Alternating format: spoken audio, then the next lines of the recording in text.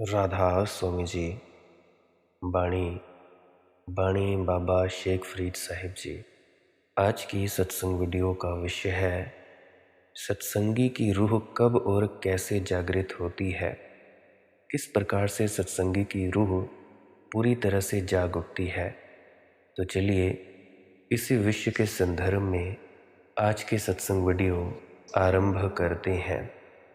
वाणी है, इह तन लहरी गढ़ थिया, सच्चे तेरी आस। कौन सु अखर कौन गुण, कौन सु मुड़िया मंत। कौन सु वेसो हो करी, जित वसी आवे कंत। बाबा शेख फरीद साहिब जी की वाणी है। बाबा शेख फरीद साहिब जी समझा रहे हैं कि हमारा जो शरीर है ये लहरों में डूब रहा है। ये पूरी तरह से इस संसार की लहरों में गोते खा रहा है। अब इस शरीर को इन लहरों में डूबने से कैसे बचाया जाए। देखो, ये शरीर को अपने से अलग करके देखना होश की तरफ पहला कदम। ये शरीर मैं नहीं हूँ ऐसी प्रतीति गहन होने लगे, जागृत अवस्था की तरफ पहला कदम है। चलते समय देखना कि शरीर चल रहा है, मैं नहीं। भूख के समय देखना शरीर को भूख लगी है, मुझे नहीं। प्यास कंठ को तड़फड़ाए तब जानना कि शरीर को बड़ी ज़रूरत है जल की, मुझे नहीं। नींद आने लगे कहना शरीर विश्राम चाहता है। शरीर सोए, शरीर चले, शरीर भूखा हो तृप्त हो, तुम ज़रा दूर दूर रहना, तुम ज़रा फासला साधना, तुम बहुत नज़दीक मत रहना। जितने तुम नज़दीक रहोगे शरीर के, उतना ही तुम शरीर के साथ डूबोगे। जितना यह अलगाव और फासला बढ़ने लगे, उतनी ही भीतर साक्षी चैतन्य का जन्म होगा, जागृत अवस्था का जन्म होगा, उतना ही तुम्हारा होश बढ़ेगा। तब शरीर बीमार पड़ेगा और तुम जानोगे कि शरीर बीमार पड़ा है। मैं जानने वाला हूँ कि ये बड़ा रहा शरीर, ये रहा शरीर, और मैं ये जानने वाला हूँ कि शरीर बीमार है।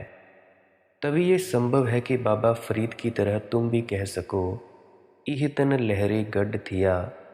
ये शरीर तो डूब रहा है लहरों में, लेकिन मैं इसको डूबते हुए देख रहा हूँ। और ये जो मैं देख रहा हूँ, ये जो मैं साक्षी हूँ, यही साक्षी तो प्रार्थना है कि ऐ सच्चे मालिक, मुझे अब एक तेरी ही आशा है। अपनी तरफ से सब किया, डूबने के अतिरिक्त कुछ भी ना पाया। बहुत नदियों में डूबे, बहुत घाटों पर उतरे, लेकिन हर जगह डूबना ही हुआ। आखिर में हाथ कुछ ना लगा, सिर्फ मौत लगी। आखिर में सिवाय दुख के और कुछ भी ना पाया। अशांति, बेचैनी, विषाद पाया। अपनी तरफ से करके चूक चुके, अब कुछ और करने को नहीं रहा। ऐ सच्चे मालिक, मुझे अब तेरी ही आशा है। जो फरीद जी के वचन हैं वह अनुवाद से भी सुंदर है। सच्चे तेरी आस, वह इतना ही कह रहे हैं कि तू सच है, सच्चे तेरी आस। और अब सच्चे की ही आस है। अब हमने रहकर देख लिया, वह झूठे के साथ आशा थी। मैं ही झूठा था तो उसके साथ जितनी आशाएं बंधी वे सब झूठी। मैं ही झूठा था तो उस नाव में जितनी यात्राएं की वे सब व्यर्थ गई। वह कागज़ की नाव थी, वह हमेशा मझधार तक पहुँचते पहुँचते डूब गई, गल गई। सच तेरी आस, अब तो मैं तेरी तरफ देखता हूँ, तू सच्चा है, मैं झूठा हूँ। देखो, यह भक्त का भाव है। मैं सच्चा हूँ, तू झूठा है, यह संसारिक का भाव है। बस इतना सा ही फ़र्क है, पर कितना बड़ा फ़र्क है। लोग मेरे पास आते हैं, कॉल पर पूछते हैं, वे कहते हैं ईश्वर कहाँ है, दिखाई तो पड़ता नहीं। जो लोग ईश्वर पर भी संदेह करते हैं, वे कभी अपने पर संदेह नहीं करते कि मैं कहाँ हूँ, मैं दिखाई पड़ता हूँ। नहीं, उस पर कभी संदेह नहीं आता, वह सच्चा है। परमात्मा झूठा है। जब तीर बदल जाता है सच्चाई परमात्मा की तरफ हो जाती है और झूठ अपनी तरफ हो जाता है, तब भक्त का जन्म होता है। तब भक्त कहता है, तू तो सब तरफ दिखाई पड़ता है, परंतु मैं कहीं नहीं दिखाई पड़ता।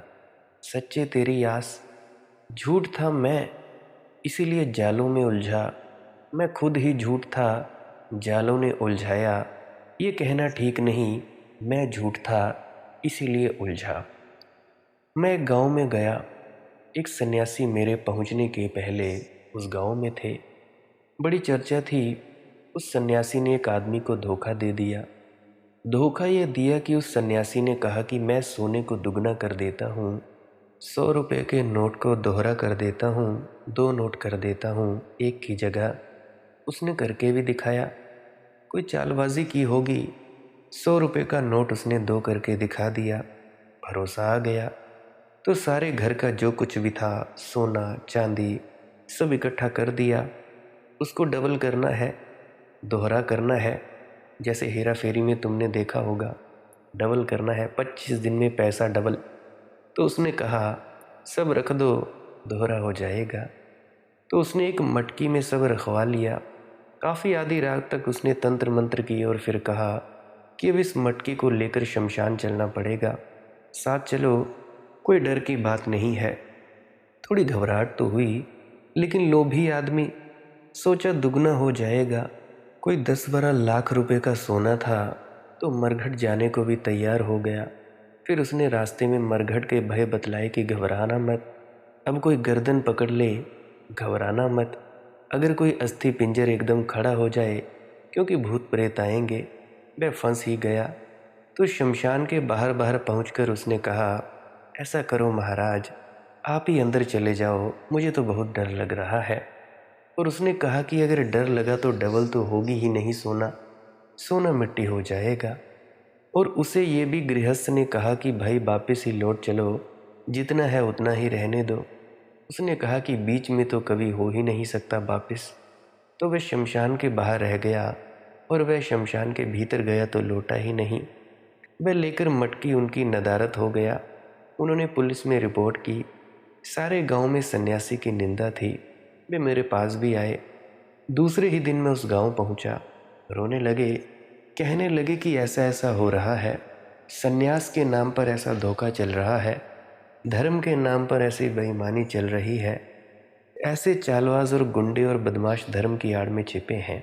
मैंने उनसे कहा, उस सन्यासी की बात तो बाद में करेंगे, क्योंकि वह तो यहाँ मौजूद नहीं।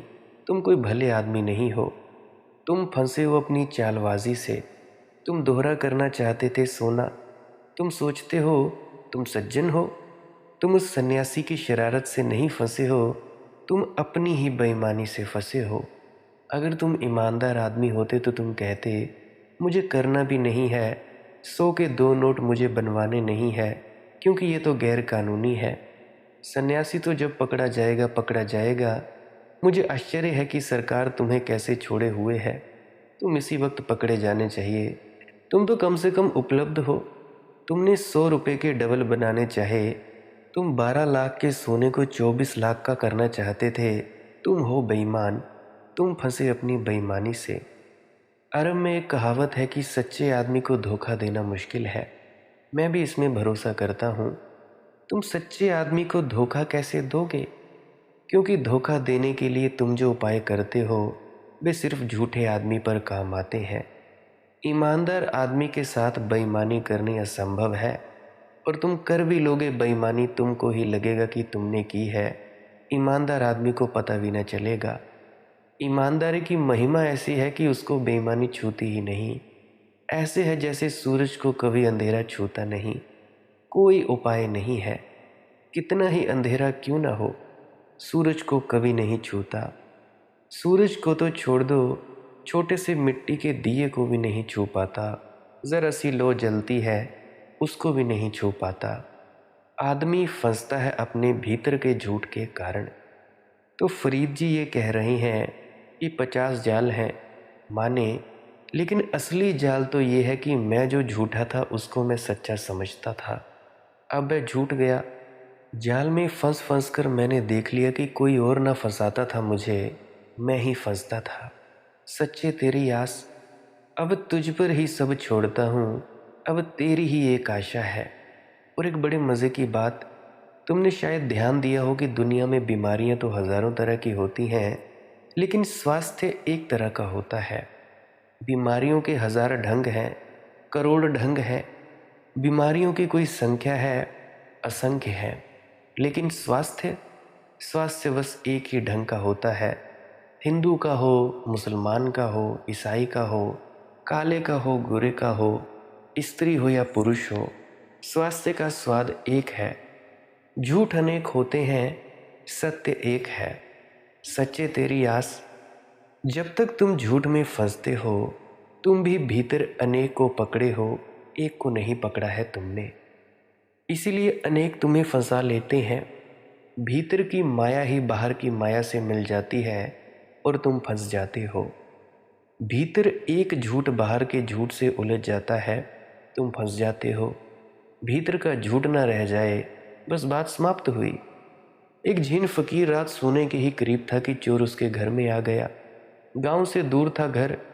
फकीर को बड़ी बेचैनी हुई कि बेचारा चोर इतनी रात अमावस की अंधेरी रात में इतने दूर चलकर आया और झोंपड़े में कुछ है ही नहीं, सिर्फ एक कंबल है जो वह खुद ही ओढ़े है। तो वह चुपचाप कंबल को एक कोने में रखकर सरक गया अंधेरे में कि ये कुछ तो ले जाए, अन्यथा इतनी दूर आया और खाली हाथ जाए। ऐसा हमारा सौभाग्य कहाँ कि यहाँ चोर आए। चोर तो धनियों के घर जाते हैं। पहली दफ़ा तो ये भाग्य आया कि चोर ने हमें ये सम्मान दिया और इसको भी हम अधूरा हाथ, खाली हाथ भेज दें। तो सरकाकर अपने कंबल को एक कोने में हट गया। चोर कुछ डरा कि मामला क्या है।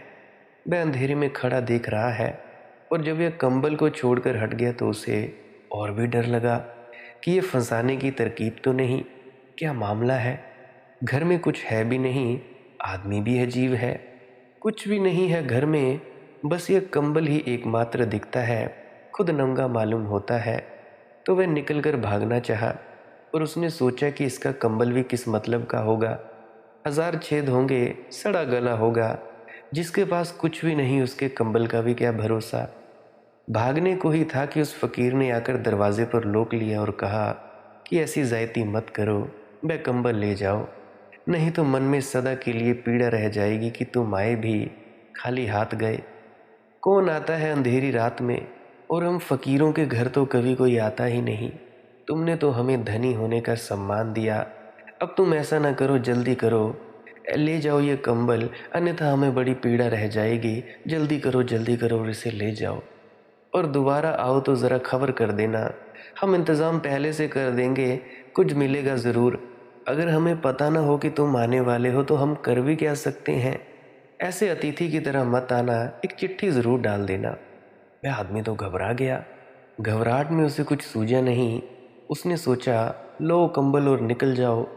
ये आदमी तो कुछ अजीब जैसा मालूम नहीं पड़ता, क्योंकि या तो पागल है या किसी और लोग का है। जब वह कंबल लेकर भागने लगा तो उस फकीर ने कहा कि देख भाई, दरवाज़ा अटका दे और ध्यान रख, कभी भी किसी के घर जाए दरवाज़ा जब खोलता हो तो अटका कर जाना चाहिए।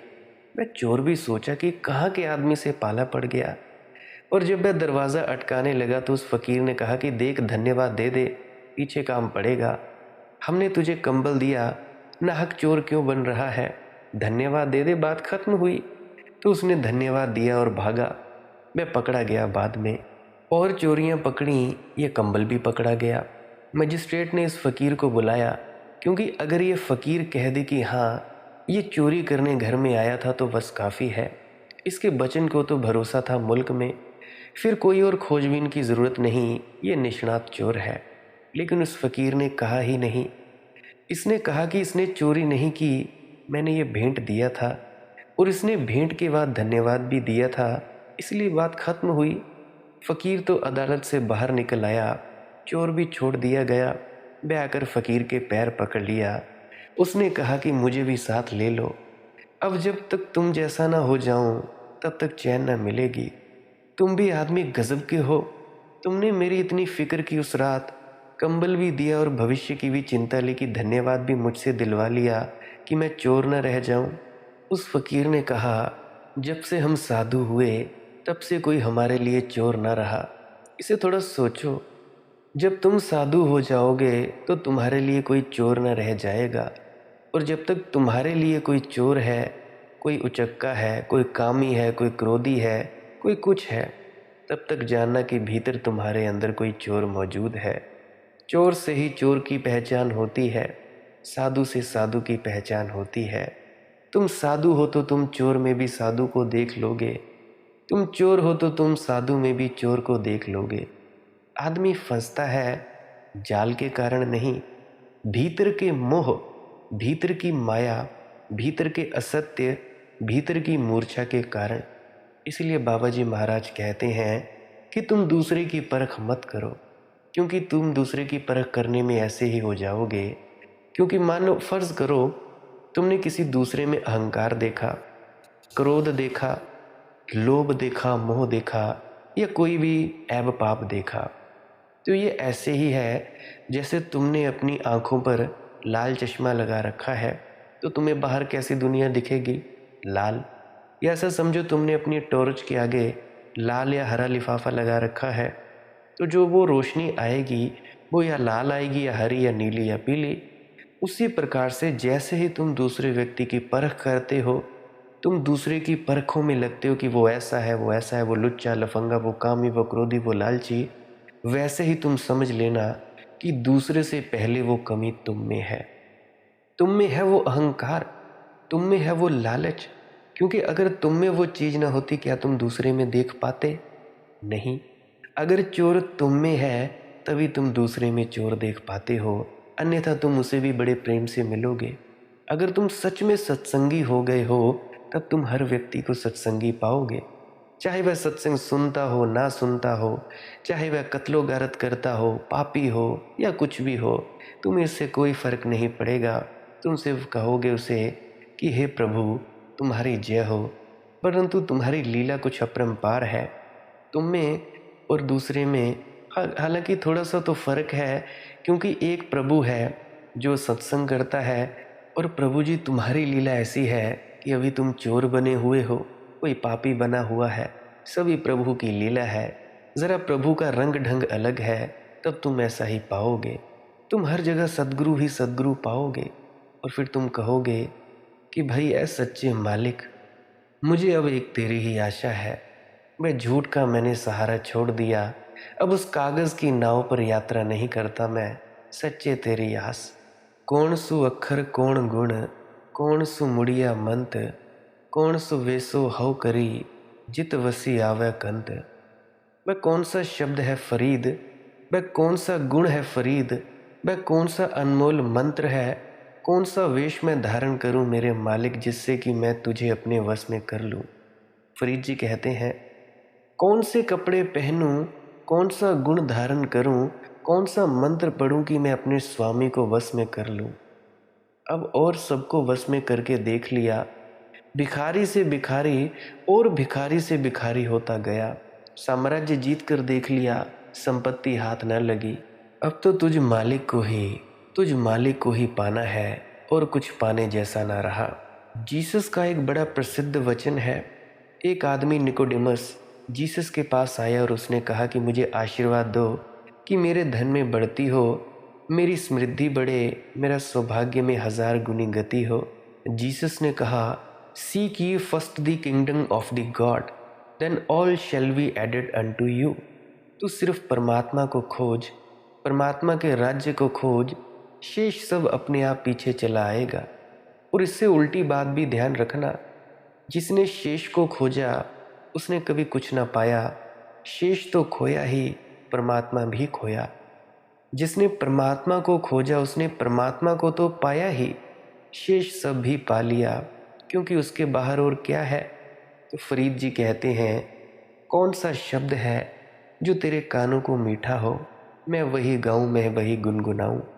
कौन सा गुण है जो मैं ओढ़ लूं और तेरे प्रेम की नज़र मेरी तरफ हो जाए। कौन सा अनमोल मंत्र है जो कुंजी बन जाए और तेरे हृदय के द्वार मेरे लिए खुल जाए।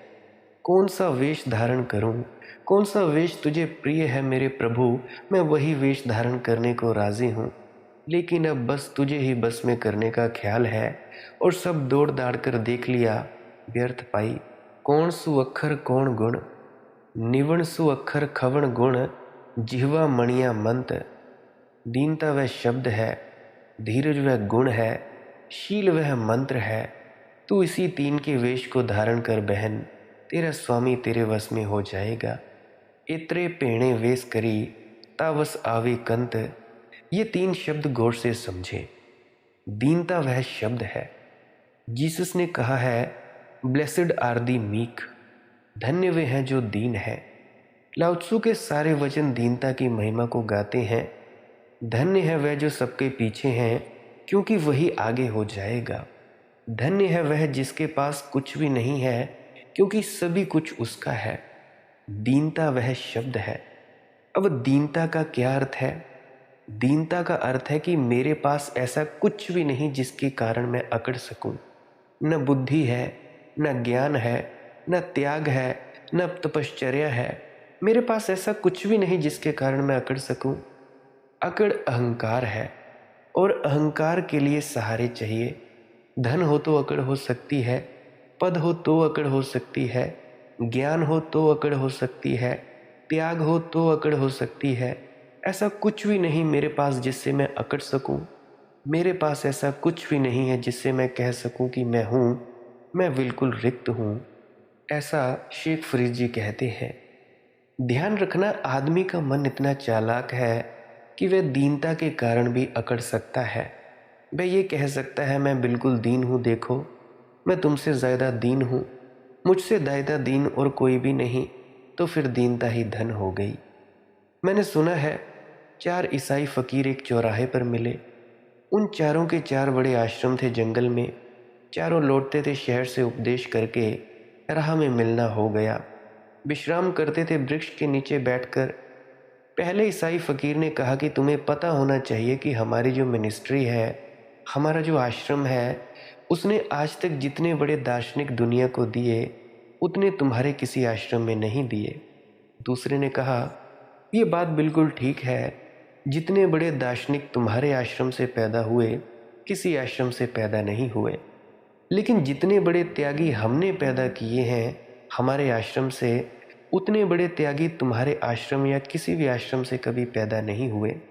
तीसरे ने कहा, यह बात भी सच है, लेकिन पांडित्य में तो तुम हमारा कोई मुकाबला न कर सकोगे। जैसे शास्त्र के जानकार और जैसी बाल की खाल निकालने वाले कुशल चिंतक हमने पैदा किए हैं, किसी ने पैदा नहीं किए। तीनों ने चौथे की तरफ देखा जो चुपचाप बैठा था। उसे चुप देखकर उन्होंने कहा, तुम कुछ बोलते क्यों नहीं? उसने कहा कि जहाँ तक हमारे आश्रम का संबंध है, जैसे दीन ना कुछ विनम्र आदमी हमने पैदा किए हैं, उसका कोई मुकाबला नहीं। We are the top in humility. Top in humility, शिखर पर हैं विनम्रता के। मगर विनम्रता का कोई शिखर होता है? शिखर ही के कारण तो विनम्रता नहीं होती। जहाँ विनम्रता है वहाँ विनम्रता का भाव भी नहीं हो सकता। विनम्रता का भाव भी हो तो विनम्रता नष्ट हो गई। विनम्रता बड़ी नाजुक बात है। विनम्रता का भाव भी नष्ट कर देता है उसे। उससे ज़्यादा बारीक और कोमल कोई तंतु नहीं है। दीनता का अर्थ है, मैं कुछ भी नहीं हूँ, आई एम नथिंग। जैसे ही यह घड़ी घटती है कि मैं कुछ भी नहीं हूँ, वही परमात्मा सब कुछ हो जाता है। जब तक मैं कुछ हूँ, तब तक परमात्मा सब कुछ नहीं हो सकता। जितना मैं हूँ, उतना परमात्मा से कटा रहेगा। जिस दिन मैं शून्य हूँ, उसी दिन परमात्मा पूर्ण है। जब तक मैं पूर्ण हूँ, तब तक परमात्मा शून्य है। वह कौन सा शब्द है? दीनता वह शब्द है। वह कौन सा गुण है? धीरज वह गुण है। धीरज को भी समझे। धैर्य का अर्थ होता है मिलना निश्चित है। मिलना इतना निश्चित है कि जल्दी क्या है? जल्दी तो इसीलिए होती है कि मिलना अनिश्चित है। तुम्हें पक्का भरोसा नहीं कि मिलना होगा, इसीलिए तुम जल्दी में होते हो। जब मिलना बिल्कुल ही निश्चित हो, जब उसमें रत्ती भर संदेह ना हो, तो फिर जल्दी क्या? जब मिले तब मिले, जब मिले तभी जल्दी है। धीरज का अर्थ है, चाहता तो हूँ इसी क्षण तू मिल जाए, लेकिन अगर अनंत काल में भी मिला तो भी शिकायत नहीं है। अनंत काल भी तेरी प्रतीक्षा में मधुर हो जाएगा। तेरी प्रतीक्षा का ही काल होगा, बेचैनी का नहीं होगा।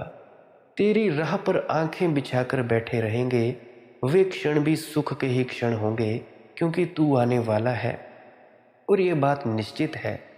और अगर धीरज परिपूर्ण हो तो मिलन इसी क्षण हो जाता है सद्गुरु से। ये बड़ी विरोधाभासी बातें हैं। इसे ऐसा समझने की कोशिश करें, जितनी तुमने जल्दी की उतनी देर हो जाएगी, क्योंकि तुम्हारी जल्दी बेचैनी और अशांति की खबर है। और जितनी तुमने जल्दी ना की उतनी जल्दी हो जाएगी, क्योंकि तुम्हारी जल्दी ना करना तुम्हारे शांत प्रफुल्लित होने का लक्षण है। अगर तुम्हारा धैर्य अनंत है तो इसी क्षण परमात्मा मिल जाएगा, सद्गुरु का नूरी स्वरूप मिल जाएगा और तुम सचखंड में जाकर बैठ जाओगे। अगर तुम्हारे धैर्य में थोड़ी कमी है, हल्की सी भी कमी है, तो उतनी ही देर लगेगी। जितनी धैर्य में कमी है उतनी ही देर लगती है। मैं एक बहुत पुरानी कहानी तुमसे कहूँ, जो मैं निरंतर कहता रहता हूँ। नारद जाते हैं स्वर्ग की तरफ। एक बूढ़ा फकीर, बड़ा पुराना तपस्वी, वृक्ष के नीचे अपनी तपस्या कर रहा है। नारद उसके पास से गुजरते हैं अपनी बीड़ा बजाते। तो वह कहता है, कहाँ जाते हैं? परमात्मा की तरफ जाते हैं। अगर जाते हो तो पूछ लेना कि मेरे संबंध में अब और कितनी देर है। 3 जन्म हो गए मुझे तपश्चर्या करते। किसी चीज़ की सीमा होती है, हद होती है। इतना मैंने भजन सिमरन किया, इतने सालों मैंने, सालों के 3 जन्म हो गए। अब यह बात बेहद हुई जा रही है। धैर्य का गुण ठीक है, लेकिन कब तक? ज़रा पूछ लेना और कितनी देर है। नारद ने कहा, ज़रूर पूछ लूँगा। हंसी तो नारद को बहुत आई कि ये बात भी कोई प्रार्थना से भरे चित्त की बात है। प्रार्थना से भरे चित्त की कभी कोई धैर्य की सीमा आती है? ये भी कोई प्रेमी का लक्षण है। लेकिन अब ठीक है, पूछ ही लेंगे प्रभु से। तो एक दूसरे वृक्ष के नीचे एक युवक सन्यासी नाच रहा था, अपना एक तारा लिए। उससे उन्होंने मजाक में ही पूछा कि भाई, तुझे तो नहीं पूछना कि कितनी देर है, तेरी भी पूछ लेंगे इन्हीं के साथ। लेकिन उसने जवाब ना दिया, वह नाचता ही रहा। थोड़ा नारद को भी हैरानी हुई। कहा, सुनते नहीं, बहरे हो? जा रहा हूँ परमात्मा की तरफ, तुम्हारी भी पूछ लूँगा। लेकिन उस युवक ने फिर भी कोई ध्यान न दिया, वह नाचता ही रहा। तो कुछ दिन बाद नारद वापस लौटे। उस बूढ़े आदमी से कहा, वह बैठा था तैयार, माला का मनका भी हाथ में घूमता रुक गया था। उसने पूछा, पूछा क्या बोले परमात्मा? नारद ने कहा कि क्षमा करें। उन्होंने कहा, 3 जन्म और लग जाएंगे। उसने माला वहीं फेंकी, लात मारकर मूर्ति हटा दी, पूजा के फूल बिखेर दिए और कहा, बस हो गया बहुत, ये तो अंधेर है। 3 जन्म से धक्के खा रहे हैं, और 3 जन्म? नहीं, अब नहीं सहा जाता। नारद उस युवक फकीर के पास गए जो अभी नाच रहा था तंबूरा लिए। कहा कि भाई, डर लगता है तुझसे कहें कि ना कहें, क्योंकि 3 जन्म की बात से ही बूढ़ा सन्यासी इतना नाराज हो गया कि डर था कि कहीं हमला न कर दे हम पर, जैसे हमारा कोई कसूर हो। लेकिन जब पूछ ही लिया है तो कह देना उचित है। तुम्हारे संबंध में भी पूछा था, नाराज मत होना। परमात्मा ने कहा कि जितने उस वृक्ष में पत्ते हैं जहाँ वह नाच रहा है युवक सन्यासी, उतने जन्म लगेंगे। वह सन्यासी और जोर से नाचने लगा। उसने कहा, तब तो पा ही लिया, इतने से पत्ते, संसार में कितने पत्ते हैं? सिर्फ इतने ही पत्ते जितने इस वृक्ष में है। जीत लिया, मामला हल हो गया। धन्यवाद तुम्हारा नारद मुनि। और कहते हैं, ये कहते ही वह सन्यासी मुक्त हो गया, वह मोक्ष को प्राप्त हो गया, वह सचखंड में प्रवेश हो गया। क्योंकि जिसकी इतनी प्रतीक्षा हो, जो कह सके इतने से पत्ते इस वृक्ष के, वृक्ष तो पत्तों से भरी है अनंत, इतने में ही पा लूँगा, तो ये किनारा पास ही है, मिल ही गया, अब इसमें कुछ देर क्या रही। जो इस भाव से भरा हो, उसे क्षण भर की देर न लगेगी। बहुत से प्रश्नों के जवाब मिले होंगे बहुत से सत्संगी भाई बहनों और दादा दादियों को, अंकल आंटियों को। तो इसे ज़रा गौर से सुनना, ना समझ आए बार बार इस सत्संग सुनना, अपनी मस्ती में रहा करो, अपनी मौज में रहा करो। तो इसीलिए फरीद जी कहते हैं, धीरज वह गुण है, दीनता वह शब्द है, धीरज वह गुण है, शील वह अनमोल मंत्र है। प्रतीक्षा करो अनंत की, लेकिन तैयारी ऐसे रखो जैसे वह अभी आया अभी आया। शील का यही अर्थ है। जैसे मेहमान घर में आता है तो तुम ताज़े तकिए लगाते हो, बिस्तर बनाते हो, घर की सफाई करते हो। तुमको अगर पता हो आएगा कभी तो कोई, आज तो सफाई ना करेंगे, जब आएगा तब देखेंगे, लेकिन जैसे आता हो अभी तो तुम घर साफ किए हो, बंदरवार बांध दिए हैं, घी का दिया जला दिया है। वह चाहे अनंत काल में आए, लेकिन तुम्हारे लिए तो अभी आ रहा है। अनंत काल यानी अभी। ये तो धीरज का लक्षण हुआ। देखो, शबरी ने भी कितने सालों तक श्री राम के आने का इंतजार किया था, और तुम हो कि अभी अभी अधीर हुए जा रहे हो। 4 दिन हुए नहीं होते नामदान लिए, और तुम कहते हो अजी मन नहीं लगता, मज़ा नहीं आता, आनंद नहीं आता। आनंद क्या खाक आए? मैं तुमसे पूछता हूँ कि पहले दिन ही तुम बड़े हो गए थे, जैसे ही माँ के पेट से निकले थे पहले दिन ही तुम ऐसे हो गए थे जैसे तुम अभी हो। पहले दिन ही तुम बोलना शुरू कर दिया था तुमने, पहले दिन ही तुमने चलना शुरू कर दिया था। क्या मूर्खों की बातें करते हो कि इतने वर्ष हो गए अभी हुआ नहीं। देखो, धीरे धीरे होता है। और कई तो मूर्ख ऐसे हैं कि आज ही नामदान लिया और आज शाम को ही मुझसे पूछने बैठते हैं अजी कुछ हुआ नहीं। ले तो आए नामदान, हुआ कुछ नहीं। होएगा तुम्हारा सर, कुछ नहीं होगा, तुमने देखा देखी में नामदान ले लिया होगा। तो मैं कहता हूँ, जैसे मैंने अभी कहानी सुनाई, ये होते हैं धीरज के लक्षण। ये तो धीरज का लक्षण हुआ, लेकिन सिर्फ धीरज रखकर बैठने रहने से भी कुछ भी ना होगा, क्योंकि धीरज भी आलस्य हो सकता है। तुम आलस्य को भी धीरज का नाम दे सकते हो कि हम धैर्य वाले हैं, जब आएगा तब ठीक, लेकिन ये उदासी ना हो। शील का अर्थ है तैयारी। शील का अर्थ है अपने हृदय के मंदिर को पवित्र करना। कैसे? भजन सिमरन करके। शील का अर्थ है अपने पात्र को योग्य बनाना। शील का अर्थ है अमृत की वर्षा होगी तो स्वर्ण का पात्र तो तैयार कर लूं, परमात्मा घर आएगा तो मैं उसके योग्य तो हो जाऊं। धीरज करूंगा, धीरज रखूंगा, जब आएगा तब ठीक है, लेकिन मेरी तरफ से तैयारी अभी है। तेरी तरफ से तू अनंत काल में आना, कोई शिकायत नहीं है, लेकिन मेरी तरफ से मैं अभी तैयार हूँ। दीन हूँ, कुछ भी नहीं है मेरे पास। दावा कुछ भी नहीं कर सकता कि तू अभी आ। दावा तो उसके पास होता है जिसके पास कुछ बल हो, कोई बल मेरे पास नहीं है। तो प्रतीक्षा अनंत तक करूँगा, दीन हूँ, राह तेरी जोहूँगा। जब भी आएगा तभी धन्य भाग मेरे, तभी अनुग्रह मानूंगा, अहो भाव से नाचूंगा। लेकिन तैयार अपने को रखा है जैसे तू अभी आता हो। पुरानी लाओ त्सु की कहावत है, जियो ऐसे जैसे ये आखिरी दिन हो, और जियो ऐसे भी जैसे सदा रहना हो। बड़ा कठिन है। जियो ऐसे जैसे यह आखिरी दिन हो, कल पर मत टालो, जो भी करना है आज कर लो, अभी कर लो। यही क्षण एकमात्र क्षण है, हाथ में बस यही है। कल की सोचकर मत टालो, जियो ऐसे जैसे आज आखिरी दिन हो। ये सूरज ढलेगा और तुम भी ढलोगे। और लाओ त्सु उसी के साथ ये भी कहता है, जियो ऐसे भी जैसे सदा यहाँ रहना हो। तो जल्दी मत करो, करने में तो अभी कर लो, लेकिन प्रतीक्षा अनंत की रखो। बीज तो अभी बो दो, लेकिन फल जब आएंगे तभी ठीक है। कोई जल्दी नहीं है, जैसे अनंत तक यहाँ रहना है, जैसे कभी यहाँ से जाना ना हो। तो परमात्मा की मिलन के लिए भी तैयारी तो ऐसी करो जैसे अब आया अब आया। द्वार पर दस्तक पड़ती है, उसके चरण चिन्ह सुनाई पड़ने लगे, चरण की आवाज़ आने लगी, पद चिन्ह पड़ने लगे द्वार पर, पग ध्वनि आ गई, अभी आ ही रहा है, तैयार तो ऐसे रहो। और प्रतीक्षा इतनी रखो कि अनंत काल में भी आएगा तो भी तुम्हारे भीतर शिकायत ना होगी। दीनता वह शब्द है, धीरज वह गुण है, शील वह मंत्र है। बाबा फरीद जी कहते हैं कि बहन इन तीन के ही वेश को धारण कर। बाबा फरीद अपने से ही कह रहे हैं, क्योंकि अब वह स्त्री हो गए हैं, क्योंकि उन्होंने समर्पण कर दिया है। अब उनमें अस्त्रैण गुण आ गया है।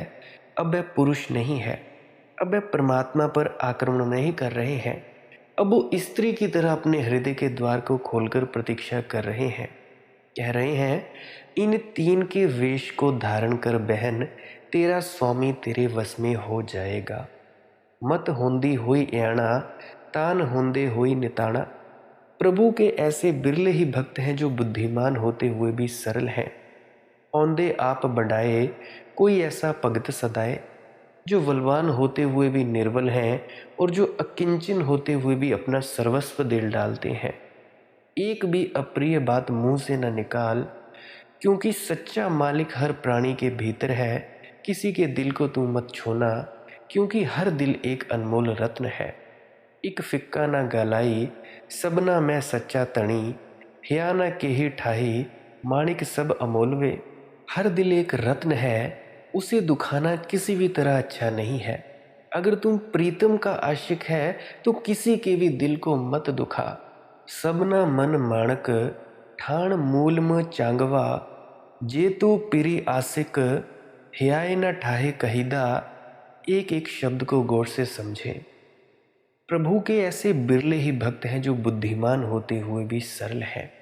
बुद्धू होकर सरल होना आसान है, लेकिन सरल व्यक्ति बुद्धू जैसा मालूम होता है। और बुद्धू से भी सरल होने का धोखा होता है। लेकिन ऐसा होना चाहिए कि बुद्धिमान होते हुए कोई सरल हो।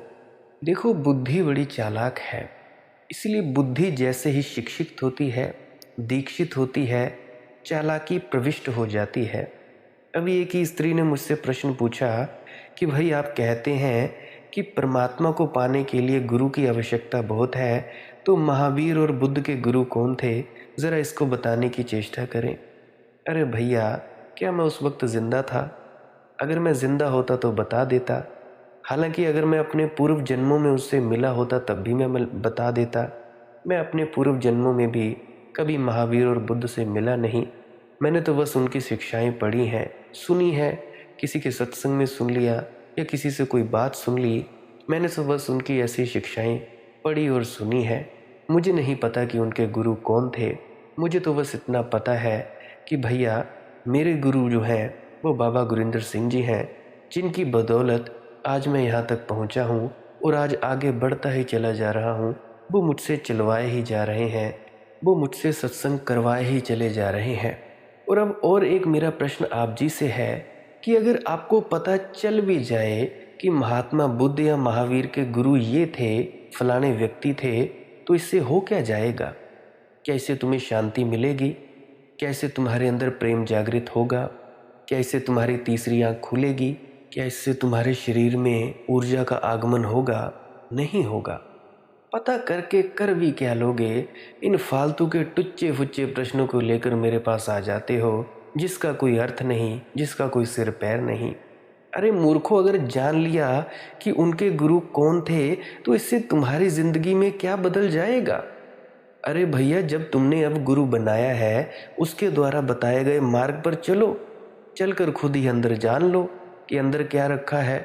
शब्द की दौलत ले लो, सचखंड में पहुंच जाओ।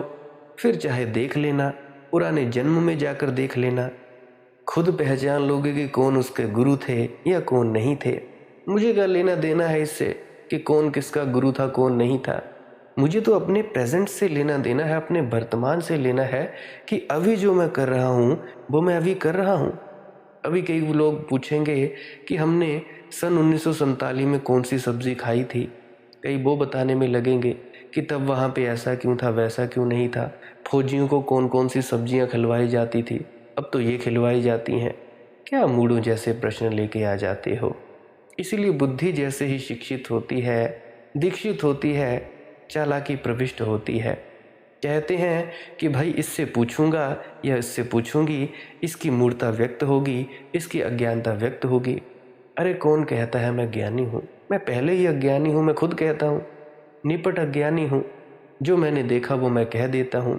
तुम्हारी तरह इतने शास्त्र तो मैंने पढ़े नहीं, तुम्हारी तरह इतना तर्क वितर्क तो मुझे करना आता नहीं, क्योंकि बुद्धि ही नहीं रही। जब मेरी बुद्धि ही नहीं रही, जब नामदान मिला था, तब से बुद्धि गई। तब से मैं ज़्यादा सोच विचार नहीं करता। जो गुरु ने कहा सो कहा। गुरु अगर कह दे कि आसमान नीला पीला या किसी भी रंग का है, मैं कह दूंगा आसमान वैसा है। गुरु कह दे कि वृक्ष लाल होते हैं, मैं कह दूंगा लाल है जी, मुझे क्या लेना देना है। मुझे बस इससे लेना देना है कि मुझे आनंद मिल रहा है। इसीलिए शिक्षा जितनी दुनिया में बढ़ती है, लोग उतने चालाक, बेईमान, धोखेबाज होते चले जाते हैं। अशिक्षित आदमी सरल होता है क्योंकि बुद्धू होता है। शिक्षित आदमी जटिल होता है क्योंकि बुद्धू नहीं रह जाता, उसकी सरलता खो जाती है। बहुत से व्यक्ति मुझसे प्रश्न करते हैं, बहुत से व्यक्तियों ने बहुत सी किताबें पढ़ ली होती हैं, ना जाने क्या क्या कचरा इकट्ठा कर लिया होता है। मुझसे कुछ पूछते हैं, मैं उन्हें कुछ बताता हूँ, वे सोचते कुछ हैं, समझते कुछ हैं। जो मैं कहता हूँ वो नहीं समझते, अपने ही हिसाब से अपने अपने अर्थ लगाए फिरते हैं। कुछ व्यक्ति ऐसे हैं जो अशिक्षित हैं, बिल्कुल बेपढ़े लिखे, अपढ़ हैं, परंतु उनसे मैं 5 मिनट बात करता हूँ और 5 मिनट में ही उनको मेरी बात समझ में आ जाती है। हालांकि वे कुछ भी नहीं पढ़े हैं, एक क्लास भी कुछ दादियाँ नहीं पढ़ी हैं। एक क्लास भी कहो ना, तुम पीएचडी लेवल के होते हुए भी तुमने पता नहीं कौन कौन सी किताबें पढ़ ली, क्या लिया, ये लिया, वो लिया, तुम उन सब के प्रश्न उठा लेते हो। वो नहीं करते जो तुम्हें अपने सदगुरु ने कहा है कि भाई ये करो, तुम बस भजन सिमरन करो। ये नहीं करना है। तुम बस यही कहोगे कि हाँ उस फलानी किताब में ये लिखा है, हम ये ऐसा क्यों ना कर लें। अरे मूर्खो, अगर फलानी किताब ये कहती है तो किताब से ही पूछ लेते ये प्रश्न, किताब ही जवाब दे देती तुम्हें। तो फिर क्यों ज़रूरत पड़ी है मुझ जैसे व्यक्ति से प्रश्न पूछने की। क्या ज़रूरत पड़ी थी तुम्हें नामदान लेने की। ना लेते, किताब से ही नामदान ले लेते, किताब ही तुम्हारा समाधान कर लेती। जिंदा किताब पढ़ी है, फिर भी तुम इन मुर्दा किताबों के पीछे लगे हो। देखो, किताब कोई भी हो, मुझे इससे कोई फ़र्क नहीं पड़ता। अगर तुम्हारे पास जिंदा किताब है सदगुरु, तो तुम उससे पूछो। उसके अलावा बाकी ये किताबों में टटोलने की बात है, ये बिल्कुल मूर्खतापूर्ण बात है। इसीलिए फरीद ठीक कह रहे हैं। वह कह रहे हैं, सरलता अगर बुद्धू होकर हो तो वह भी क्या सरलता, और अगर बुद्धिमान होकर चालाक हो गए तो वह कैसी बुद्धिमानी। बुद्धिमान होकर कोई सरल हो, कभी कोई बुद्ध पुरुष ऐसा ही होता है। बुद्धिमान होकर सरल, बुद्धिमत्ता अप्रितम होती है, आखिरी होती है, लेकिन चालाकी नहीं होती। सरलता ऐसी होती है छोटे बच्चों जैसी, बुद्धिमानी ऐसी होती है बूढ़ों जैसी। एक संत में प्रौढ़ता वृद्ध की होती है, बूढ़े की होती है, और सरलता बच्चे की होती है। प्रभु के ऐसे बिरले ही भक्त हैं जो बुद्धिमान होते हुए सरल हैं, और यही साधना है। साधना है बुद्धि को, चैतन्य को, होश को, लेकिन सरलता नहीं खो देनी है। सरलता को भी साथ में बचाते चलना है, अन्यथा महंगा सौदा हो जाएगा। बुद्धिमान तो हो जाओगे, सरलता खो गई तो पंडित ही रह जाओगे, प्रज्ञावान ना हो जाओगे। अगर बुद्धिमत्ता के साथ सरलता भी बच गई तो प्रज्ञा का आविर्भाव होता है। जो बलवान होते हुए निर्बल हैं, निर्बल होकर निर्बल होने में तो कोई खास बात नहीं है, लेकिन जो बलवान होते हुए भी निर्बल हैं, उनकी निर्बलता की एक खूबी है, एक महिमा है। इसीलिए सदगुरु कहते हैं कि सहनशीलता रखा करो। अगर तुम्हें ये पूरी सृष्टि भस्म करने की भी ताकत हो और तुम सामने वाले व्यक्ति को माफ़ कर देते हो, तभी तुम्हारी असली ताकत है। असली ताकत तो माफ़ करने में है, सहनशीलता में है। दूसरे को भस्म कर देने में कितनी देर लगती है, 1 सेकंड, आधा सेकंड, या कहते हैं मन की गति बड़ी तेज़ है। तो मन की गति की तेज़ी तो क्या हो जाएगा, भस्म ही कर दोगे ना। तुम वही शक्ति जिसको तुम किसी को भस्म करने में लगाते हो, तुम सृजनता के लिए भी उपयोग कर ले सकते थे। तुम पेड़ पौधे लगा सकते थे, फूल उगा सकते थे, कोई नया हुनर सीख सकते थे, बांसुरी बजाना, गाना, या कोई भी वाद्य बजाना सीख सकते थे। पर नहीं, तुमने अपनी शक्ति का इस्तेमाल किया भस्म करने में। तुमको पता है कि तुम्हारी ध्यान में तरक्की क्यों नहीं हो पाती है, भजन सिमरन में तरक्की क्यों नहीं हो पाती है? क्योंकि तुम करते हो भजन सिमरन, करते हो करते हो करते हो, और दूसरे से जलन करते हो, द्वेष पालते हो, नफरत करते हो। जैसे ही तुमको किसी ने कुछ बोला, तुमने मुंह से दे दिए 4-5 श्लोक, दे दी गालियाँ। फिर क्या होता है, वो गाली सच हो जाती है। किसी को तुमने कुछ श्राप दिया, वो सच हो गया। परंतु फिर हुआ क्या? सामने वाले का तो नुकसान हुआ ही हुआ, पर तुम्हारा सबसे ज़्यादा हुआ। तुमने जो रूहानियत की दौलत कमा रखी थी, जो भी थोड़ा सा भजन सिमरन का तुम्हें फल मिला था, वो दूसरे को श्राप देने में नष्ट हो गया। दूसरे को दिया श्राप, सामने वाला तो उजड़ गया, परंतु तुम भी उजड़ गए। सामने वाला एक कदम नीचे गिरा, सांसारिक दृष्टि में नीचे गिरा, पर तुम आध्यात्म की दृष्टि में ज़ीरो नहीं, ज़ीरो से भी माइनस में निचले पायदान पर फेंक दिए गए हो। ये ऐसे ही है जैसे तुम धरती से चढ़े आसमान तक, सीढ़ी से चढ़ने लगे और तुमने किसी को श्राप दे दिया, भला बुरा कह दिया, और तुम करते हो भजन सिमरन। तो उससे क्या हुआ? तुम सीढ़ी से नीचे तो फेंक दिए जाओगे, परंतु तुम धरती से भी नीचे गाड़ दिए जाओगे। तो अपनी आध्यात्मिकता का सही इस्तेमाल करो। भजन सिमरन करते हो तो चुप रहना सीखो, सहनशील रहना सीखो, दूसरे को माफ़ करना सीखो, अपने अहंकार को देखो कि अहंकार क्या कहता है। अगर तुम्हारा अहंकार बड़ा खतरनाक है तो अपने अहंकार को देखो, ज़्यादा से ज़्यादा भजन सिमरन करो। अगर तुम्हारे में इतनी सहनशीलता नहीं है कि किसी की बात को सह सको, तो उड़ जाओ उस जगह से और किसी दूसरी जगह में बैठ जाओ जहाँ पे तुम्हें कोई आपत्ति ना हो, तुम्हें कोई दिक्कत परेशानी ना हो। तो बहुत से सत्संगी हैं जो ऐसा करते हैं, और कुछ ऐसे हैं जो कुछ भजन सिमरन करते हैं और किसी को कह देते हैं, जा तेरा ये काम हो जाए, जा तेरा ये हो जाए, जा तेरा वो हो जाए। सामने वाले को तो तुमने आशीर्वाद दे दिया, पर तुम्हारा तो भैया नुकसान हो गया ना। तुम्हारी तो शक्ति उपयोग में ले ली गई ना। ऐसा समझो, तुम रोज़ कमा रहे हो, 10 रुपये कमा रहे हो, और तुमने 10 रुपये दे दिए किसी को, तुम्हारे पास क्या बचा? तुम खुद गरीब हो और तुम दूसरों को देने में लगते हो। भिखारी तुम खुद हो और बड़े दानी बने फिरे हो। अरे पहले भजन सिमरन करके अपने अंतस में जागृत अवस्था को तो जागो, चैतन्य को तो जगाओ, जागृत अवस्था में तो आ जाओ, अपने अंतस में चढ़ाई तो करो, सचखंड में तो पहुँचो, फिर दे देना। ऐसे क्या तुमने बकवासबाजी लगा रखी है? तुम समझाने लग पड़ते हो दूसरों को। अगर कोई नहीं समझना चाहे तुम ज़बरदस्ती समझाते हो कि नहीं जी समझ, ये कर वो कर, तो इसमें तुम्हारी आध्यात्मिक संपदा नष्ट होती है। बहुत से ऐसे साधक हैं जिनको अपनी गलती अभी पहचान में आ गई होगी कि हमारी तरक्की क्यों नहीं होगी। देखो, आध्यात्मिक धन बड़ी ही ज़्यादा मेहनत से कमाया जाता है। महीनों के भजन सिमरन से एक बूंद का करोड़वां हिस्सा कमाया जाता है। महीनों के एक बूंद का करोड़वां हिस्सा, और तुम उसे कहाँ गवाते हो? किसी को श्राप देने में, किसी को आशीर्वाद देने में।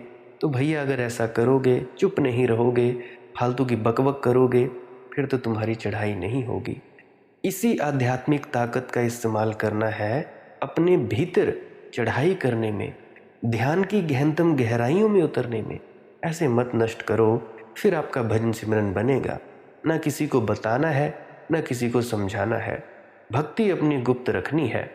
तो मैं आगे क्या कह रहा था कि निर्बल होने में कोई खास बात नहीं है, लेकिन जो बलवान होते हुए भी निर्बल हैं, उनकी निर्बलता की एक खूबी है, एक महिमा है। अगर तुम कायर हो इसीलिए निर्बल हो, अगर भयभीत हो इसीलिए भगवान के सामने झुके हो, अगर तुम्हारा भगवान तुम्हारे भय से पैदा हुआ है, तो 2 कौड़ी का है तुम्हारा भगवान। नहीं, भगवान तुम्हारे अभय से पैदा होना चाहिए। डर से मत झुकना, प्रेम से झुकना भगवान के सामने। निर्बल होकर मत झुकना, क्योंकि निर्बलता में तो कोई भी झुक जाता है, और जब निर्बलता में तुम झुकते हो तो झुकने में आनंद नहीं होता। झुकने में एक पीड़ा होती है कि निर्बल हूँ इसीलिए झुक रहा हूँ। नहीं, बलवान होते हुए भी निर्बल होना। बलवान होते हुए निर्बल होने का अर्थ है बलवान होने की अकड़ मत रखना, तो निर्बलता तुम्हारा भाव रहेगी, बलवान तुम्हारी स्थिति होगी। और जो अकिंचन होते हुए भी अपना सर्वस्व दे डालते हैं, ये बड़ी कठिन बात है। ये तीसरी बात सबसे ज़्यादा कठिन है। अकिंचन होते हुए अपना सर्वस्व दे डालते हैं। देखो, जिनके पास कुछ है वे तो कुछ दे सकते हैं, धन है धन दे सकते हैं, लेकिन जिनके पास कुछ है ही नहीं वे क्या देंगे? अकिंचन दीन, वे तो सिर्फ अपने को ही दे सकते हैं। और तो कुछ देने को बचा नहीं, मेरा तो कुछ है ही नहीं, बस मैं ही हूँ। तो अकिंचन होते हुए जो अपना सर्वस्व दे डालते हैं, जो जानते हैं कि मेरे पास कुछ भी नहीं है, फिर भी अपने को पूरा दे डालते हैं। परमात्मा के मार्ग पर तुम्हारे धन से कुछ भी नहीं होगा। दान धन का ना चलेगा, दान तो स्वयं का चलेगा। अपने को ही दे डालना पड़ेगा। और जिसके जीवन में ये तीन बातें घट जाती हैं, बुद्धिमान होते सरल, सबल होते निर्बल, अकिंचन होते हुए सर्वस्व का दानी, उसके मुंह से फिर किसी के प्रति अप्रिय बात नहीं निकलती। एक भी अप्रिय बात मुंह से न निकले, क्योंकि सच्चा मालिक हर प्राणी के अंदर है। तब तो फिर उसे सब जगह उसी की झलक दिखाई पड़ने लगती है। एक ही ज्योति जल रही है सभी दियों में, और एक का ही प्राण प्रज्वलित है सभी घटों में। किसी के दिल को तू मत दुखा, क्योंकि हर दिल एक अनमोल रत्न है, शेख फरीद जी कहते हैं।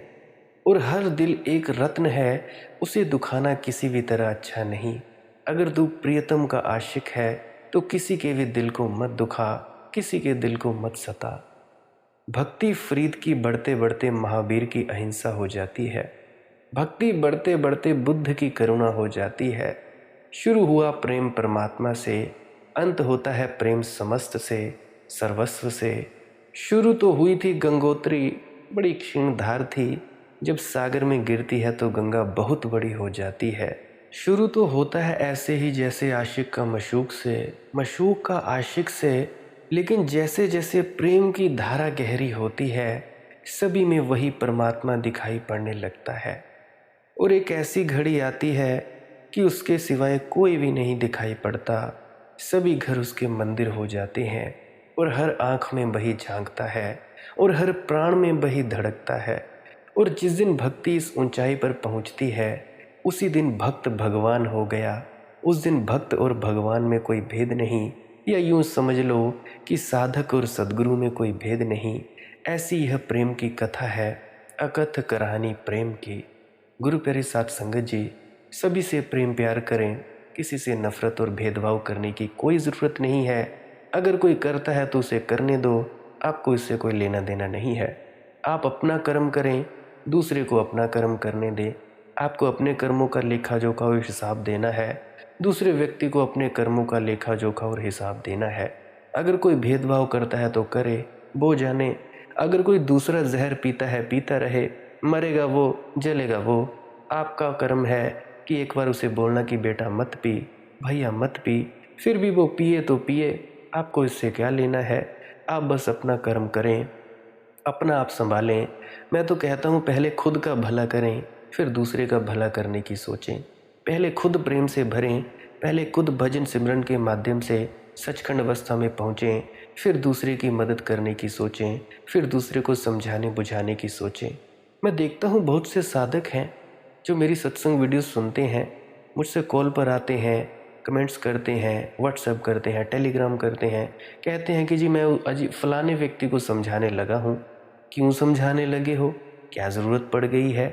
तुम्हें बड़ा रस आता है कि तुम किसी को समझा रहे हो, तुम्हें बड़ा आनंद आता है, और अंतस ही अंतस अहंकार जन्मता है कि अरे मैं भी समझाने लगा हूँ, मैं भी समझाने लगे हूँ।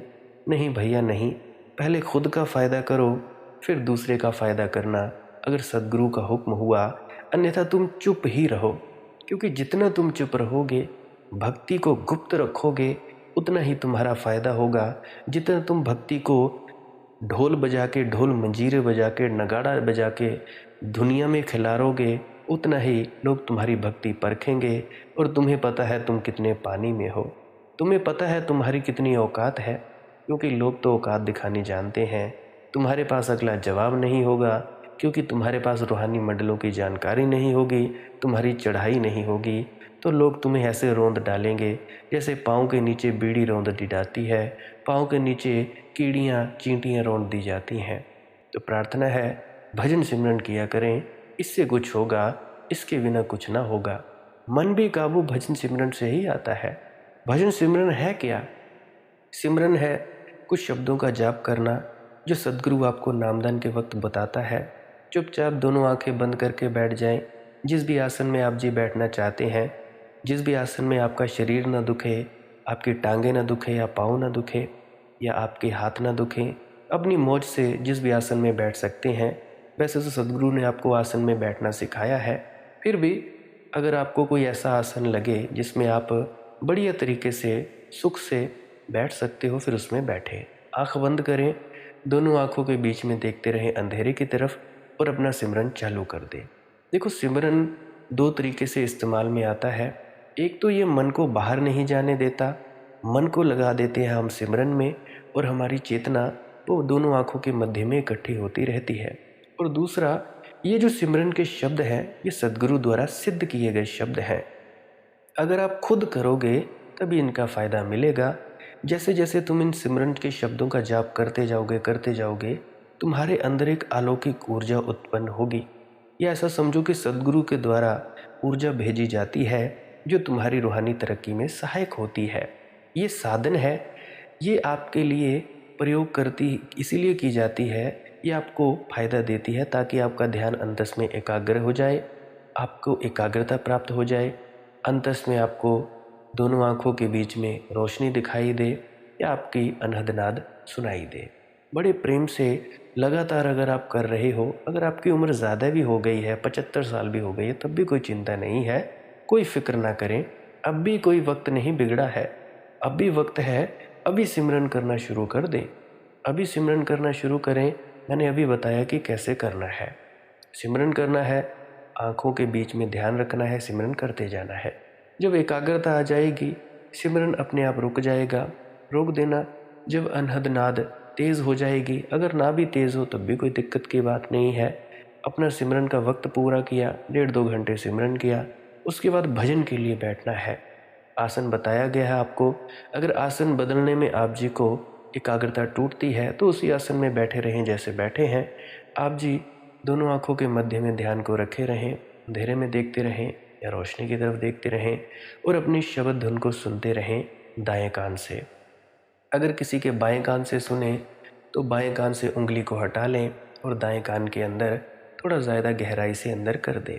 अगर बिना कानों में उंगली डाले हुए सुने तब भी कोई दिक्कत की बात नहीं है। मेन मकसद है शब्द धुन को सुनना, उसमें लीन हो जाना। गौर करें, शब्द धुन सुनते वक्त सद्गुरु का ध्यान नहीं करना है और ना ही सिमरन के शब्दों का जाप करना है। अगर खुद से हो रहा है तो चिंता नहीं लेनी है, ध्यान सिर्फ सन्नाटे की तरफ, झिंगुर की आवाज़ की तरफ देना है। देखो, यह भजन सिमरन की प्रक्रिया जो आपको भूल जाती है, मैं रोज़ याद दिलवाता हूँ। देखो, भजन सिमरन कर लिया करो, तुम्हारे यही प्रश्न होते हैं, और पुरानी वीडियोज़ अवश्य सुन लिया करो। अगर कोई प्रश्न हो, फिर भी कोई प्रश्न रह जाए, कमेंट सेक्शन में लिख दिया करो। टेलीग्राम, इंस्टाग्राम, फेसबुक पे आप मैसेज कर सकते हो, मालिक की मौज सत्संग ये सर्च कर लेना, वहाँ पे आप मैसेज कर देना।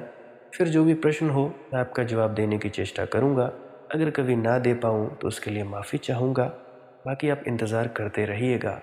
अगर आप जी को इस वीडियो से कुछ भी सीखने को मिला है तो आप जी इस वीडियो को लाइक कर सकते हो और कमेंट सेक्शन में राधा स्वामी लिख सकते हो। अन्यथा आप जी डिसलाइक कर सकते हो। सब्सक्राइब कर सकते हैं इस चैनल को अगर रोज़ाना नए नए सत्संग सुनना चाहते हैं। सत्संग का वक्त रहता है सुबह 6 बजे से लेकर 7 बजे तक। अगर इस वक्त सत्संग डल जाए तो आप जी सुन सकते हैं, अगर ना डले तो शाम के 6 बजे तक का इंतज़ार करें। अगर पूरे दिन में कभी ना डले तो मुझे माफ़ करिएगा, मैं किसी काम में व्यस्त होऊंगा या उस दिन या मेरा मूड नहीं किया होगा सत्संग करने का। तो आप जी तब तक पुरानी ही सत्संग वीडियोस को सुना करें। देखो, अगर एक बार समझने आए तो आप जी बार बार सुना करें, क्या पता आपको समझ में आ जाए। अगर किसी का ध्यान नहीं बनता तो चुपचाप सत्संग लगाकर आंख बंद करके बैठ जाएं। ध्यान बनाने के लिए भी आप इसको उपयोगी कर सकते हैं। ये उनके लिए खास उपयोगी रहेगा जिन्होंने नामदान नहीं लिया है, या जिन्होंने नामदान लिया है वो भी इसको उपयोग में ले सकते हैं। विचार शून्यता के लिए, आनंद मग्न होने के लिए ले सकते हैं। जब कभी सुने, जब भी आपका दिल उदास हो या नींद ना आ रही हो तब भी आप इन सत्संगों को सुने। जब सुनेंगे आपको फ़ायदा होगा, आपकी तरक्की होगी। बाकी आपकी अपनी अपनी मौज है। अगर नहीं सब्सक्राइब करना चाहते फिर भी कोई बात नहीं, फिर भी मालिक की मौज है। आप मुझे इतने वक्त तक सुनते हैं, इतना प्रेम प्यार देते हैं। इतना प्रेम प्यार देने के लिए बहुत बहुत शुक्रिया। भजन सिमरन करते रहें। अंत में आपके भीतर बैठे परमात्मा को प्रणाम करता हूँ। मेरा प्रणाम स्वीकार करें। राधा स्वामी जी।